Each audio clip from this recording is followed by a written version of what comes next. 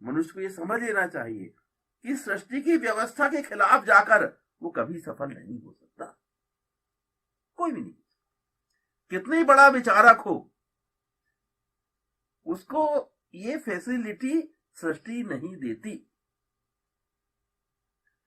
आप व्यक्तिगत स्तर पर, पारिवारिक स्तर पर, सामाजिक स्तर पर, विश्व स्तर पर, सृष्टि स्तर पर भी कोशिश करेंगे तो हर जगह आप फेल होंगे। क्यों? क्योंकि वो सृष्टि की व्यवस्था में नहीं है।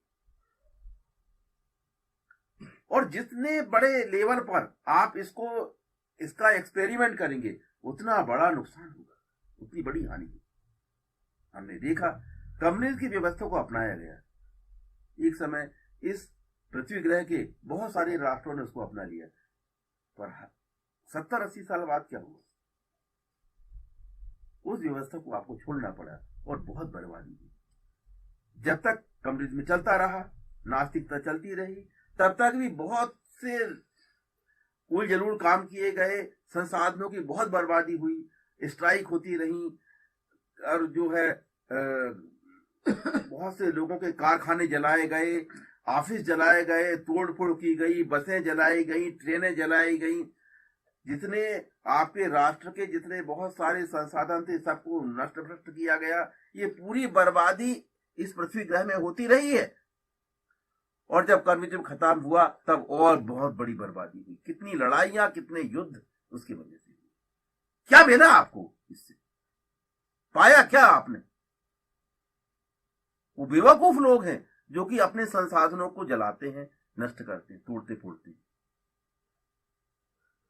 इन सब कार्यों से जो हानि होती किसको होती? आपको ही होती है, नागरिकों को ही होती है।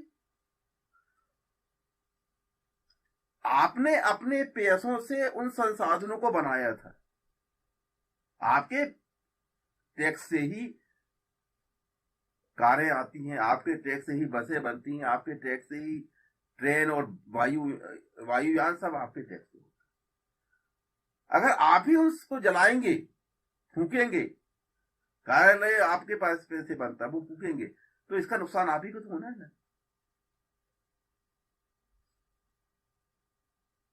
ये वही कोशिश है जो मैंने पहले बताया था कि कंप्यूटर में जो सॉफ्टवेयर आप प्रयोग में ला रहे हैं, उससे कोई ऐसा काम करना चाह रहे हैं जो कि उसमें नहीं है, तो आप कंप्यूटर को उठा के पटक भी देंगे तो भी आप उस काम को नहीं कर पाएंगे, कंप्यूटर नष्ट हो जाएगा, बर्बाद हो जाएगा।